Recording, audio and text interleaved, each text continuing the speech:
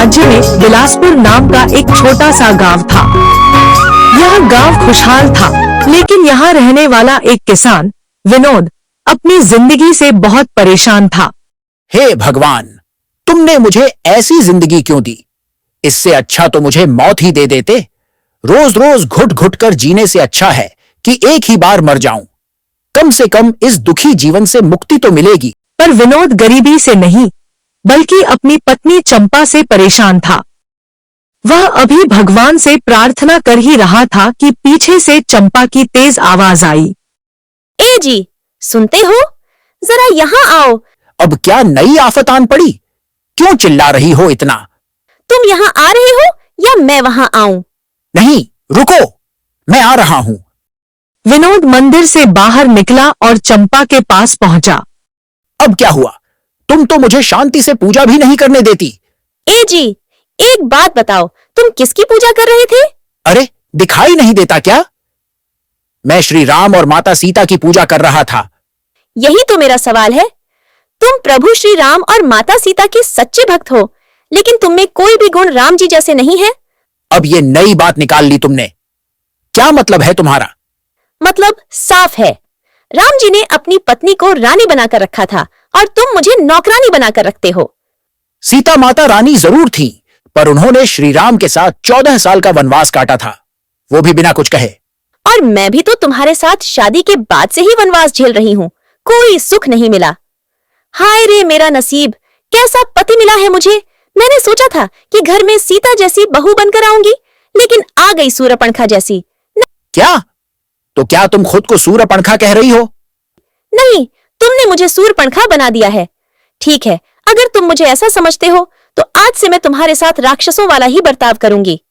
अरे वाह, बोल तो ऐसे रही हो जैसे अब तक मुझे महाराज का दर्जा दिया था। विनोद को इस बात का अंदाजा नहीं था कि उसने अपनी ही मुसीबत बढ़ा ली थी। बहस करके वह खेतों में काम करने चला गया। दिन भर कड़कती धूप में मेहनत करता रहा और फिर शाम होते ही घर की ओर निकला। लेकिन उसे क्या पता था कि घर पहुंचते ही उसकी असली परीक्षा शुरू होने वाली थी। अरे ओ चंपा, इतनी देर से आवाज दे रहा हूं, बाहरी हो गई हो क्या? तुम ऐसा ही समझ लो। लगता है अब तक तुम्हारा गुस्सा शांत नहीं हुआ। खैर छोड़ो, आज बहुत काम किया है, भूख लगी है, जल्दी खाना लगा दो। आज खाना नहीं मिलेगा क्योंकि मैंने खाना नहीं बनाया। क्या मतलब? खाना नहीं बनाया? क्या कहना चाहती हो? नहीं बनाया मतलब नहीं बनाया। वैसे भी मैं सूर्यपंखा हूं ना। और कौन सी राक्षसनी खाना बनाती है? हे भगवान, दिन भर खेतों में मेहनत करूं और घर आकर खाना भी खुद ही बनाऊं। अब यही दिन देखने को रह गए थे, फिर खुद से। लगता है आज ये बहुत गुस्से में है। अच्छा होगा कि मैं ही खाना बना लूं। क्या पता मेरे हाथ के खाने से इसका गुस्सा ठंडा हो जाए। इतना थका होने के बावजूद भी विनोद रसोई में गया और खाना पकाने लगा। विनोद थोड़ा भोला था और चंपा इसी का फायदा उठाकर अपनी सारी बातें मनवा लेती थी। लो, खाना तैयार हो गया, अब आकर खा लो। खाते समय भी मेरा गुस्सा कम नहीं होगा। अगले दिन भी चंपा का गुस्सा कम नहीं हुआ। विनोद बिना कुछ कहे खेत पर चला गया और रोज की तरह कड़ी मेहनत करने लगा। शाम को जब वह वापस आया तो देखा कि घर वैसे का वैसा ही था। अरे ये क्या चंपा, आज भी तुमने घर साफ नहीं किया? राक्षसों को गंदगी पसंद होती है। अगर तुम्हें पसंद नहीं तो खुद ही साफ कर लो ना। अरे ये सब छोड़ो, कम से कम मुझे खाना तो दे दो। नहीं दूंगी। तुम्हें भूख लगी है तो खुद बनाओ और खा लो। विनोद समझ चुका था कि आज भी उसे ही खाना बनाना होगा। वह चुपचाप रसोई में गया और खाना बना लिया। यह सिलसिला 3-4 दिनों तक चलता रहा। चंपा घर का कोई भी काम नहीं कर रही थी और ऊपर से खाना भी विनोद को ही पकाना पड़ रहा था। अब विनोद का सब्र खत्म हो चुका था। एक दिन जब विनोद खेतों से लौटा तो वह चंपा पर भड़क पड़ा। कैसी औरत हो तुम, शर्म नहीं आती? तुम्हारे होते हुए भी मुझे ही घर का सारा काम करना पड़ रहा है। क्या इसीलिए तुम्हें दुल्हन बनाकर लाया था? औरत? मैं तो राक्षसनी हूँ और राक्षसनी तो ऐसी ही होती है। मैंने तुम्हें एक बात क्या बोल दी? तुम तो उसे पकड़कर बैठ गई हो। हाँ, तो बैठूंगी ही। तुम्हें क्या लगता है मैं कुछ नहीं करती? अब सारा काम तुम ही करोगे और मैं आराम करूंगी। उह, तो यही चाहती थी तुम? एक नंबर की कामचोर हो। हाँ हूं। और सुनो, मेरे मायके में मुझे कोई काम नहीं करना पड़ता था। वहां तो मैं रानी जैसी रहती थी। अगर मायके में तुम रानी थी तो फिर मुझ गरीब से शादी क्यों की? मेरी मति मारी गई थी, तभी तुमसे शादी कर ली। अब पछता रही हूं। विनोद यह सुनकर गुस्से में तमतमा गया। बिना कुछ कहे वह घर से बाहर निकल आया। अगर रोज रोज मैं ही खाना बनाता रहूंगा तो यह मेरे भोलेपन का और फायदा उठाती रहेगी। यही बातें सोचते सोचते विनोद सीधे अपने काका के घर जा पहुंचा। अरे आओ विनोद बेटा, कैसे आना हुआ? काकी, बहुत भूख लगी है, कुछ खाना मिलेगा? अरे क्यों नहीं, बैठ, मैं तेरे लिए फटाफट खाना लगाती हूँ। काकी ने विनोद को खाना दिया और विनोद ने भरपेट खाना खाया। क्या बात है विनोद, तू तो ऐसे खा रहा है जैसे कई दिनों से ढंग से खाना ही ना मिला हो। अब आपसे क्या छुपाऊं काकी, चंपा पर फिर से भूत सवार हो गया है। विनोद अपनी कहानी बता ही रहा था कि तभी उसका चचेरा भाई चंदन घर में दाखिल हुआ। क्या हुआ भैया, फिर से भाभी ने कोई नया तमाशा किया क्या? अरे मत पूछ, कुछ दिन पहले गुस्से में मैंने उसे सूर पड़खा क्या कह दिया, वह उसी बात को लेकर बैठ गई है। अब कह रही है कि वो राक्षसनी है, इसीलिए कोई भी घर का काम नहीं करेगी। ऊपर से खाना भी मैं ही बना रहा हूं। हे भगवान, ये लड़की भी ना और कितना परेशान करेगी तुझे। और आप तो जानती ही हो काकी कि भैया कितना अच्छा खाना बनाते हैं। तो तू उससे माफी मांग ले बेटा, इसी में तेरी भलाई है। यह क्या बात हुई, हर बार भैया ही क्यों माफी मांगे? भैया इतने भोले हैं, इसी का भाभी फायदा उठाती है। सही कहा चंदन, इस बार मैंने ठान लिया है, चाहे वो अपने मायके ही क्यों ना चली जाए, मैं माफी नहीं मांगूंगा।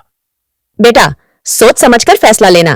काकी, अगर चंपा को ऐसा लगता है कि वह मेरे बिना भी सुखी रह सकती है तो मैं चाहूंगा कि वह मायके ही चली जाए। भैया, आपका यह हाल देखकर मुझे इस बात की खुशी है कि मैंने अब तक शादी नहीं की।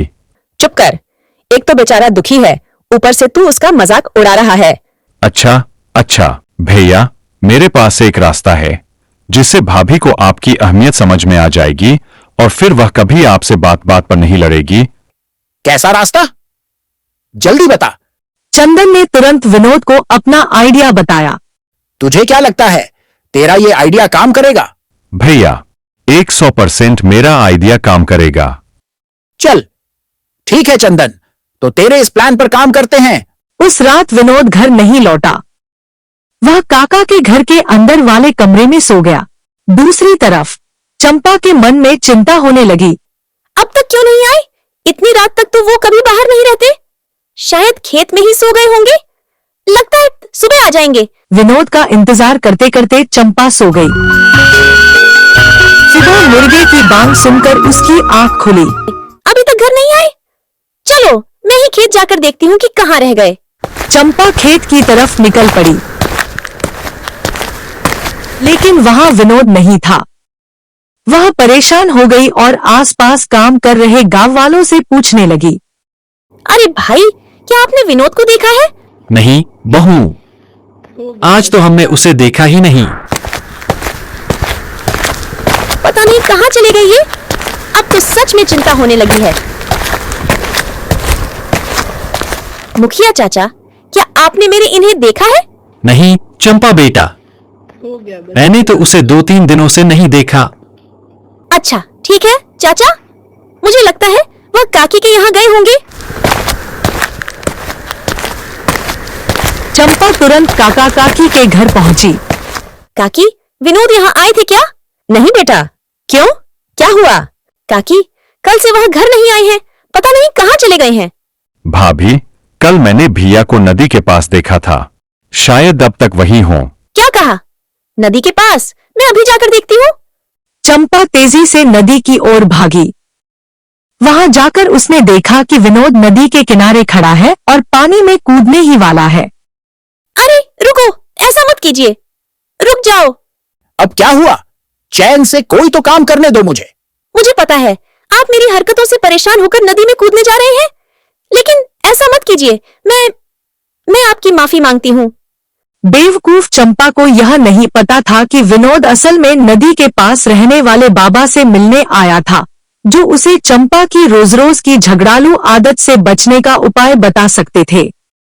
लेकिन अब विनोद ने सोचा कि क्यों ना इस मौके का फायदा उठा लिया जाए। मैं क्या करूं चंपा? परेशान हो गया हूं इन रोज रोज के झगड़ों से। मुझे कुछ समझ नहीं आया तो मैं यहां चला आया। चंपा को समझ नहीं आ रहा था कि वह क्या करे। उसने तुरंत विनोद के पास जाकर हाथ जोड़ लिए।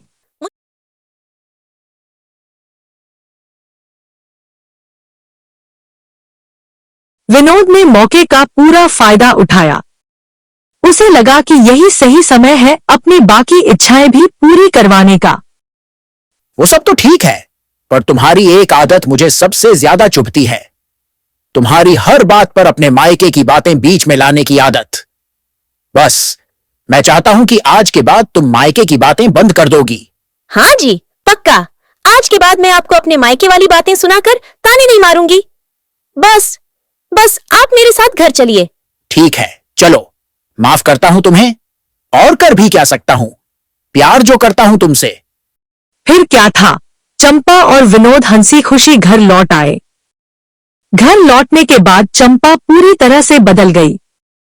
अब वह घर के सारे काम करने लगी थी और विनोद के खेत से आने से पहले ही खाना बनाकर रख देती थी।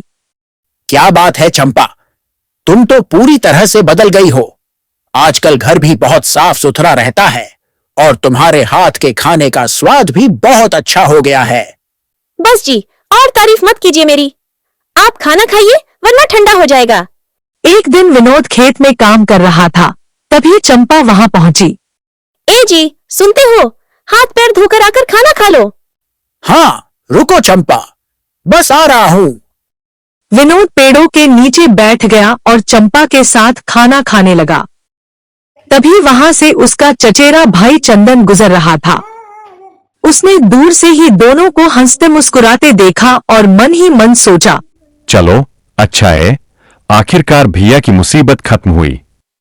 अब विनोद और चंपा की जिंदगी खुशी खुशी बीत रही थी और विनोद को अपने घर में वो सुकून मिल रहा था जिसका उसे बरसों से इंतजार था।